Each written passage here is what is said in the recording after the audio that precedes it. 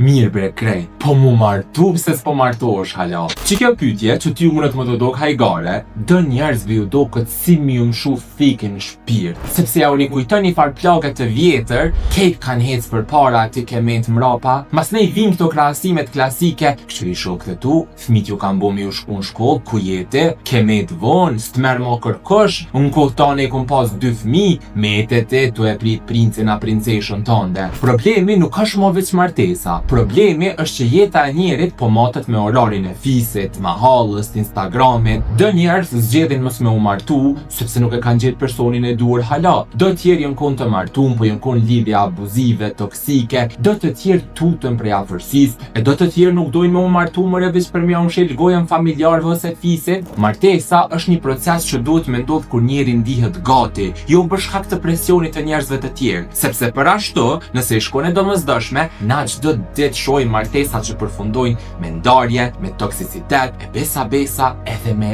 tragjedi të jashtëzakonshme. Martesa duhet me ndodh kur njeri është gati, kur njihet rahat, jo për shkak se tjerë janë dy bo presion. Cilla pyetje e shqiptarëve të bën nervoz mas shumti? Sa e ki rrogën, pse më ke shtu bezh, kur pendron këtë punë me marrë një tjetër, apo pse nuk je martu e s'ke bo fëmijë hala? Shkruaj në komente se jena të dashur me bu një seri.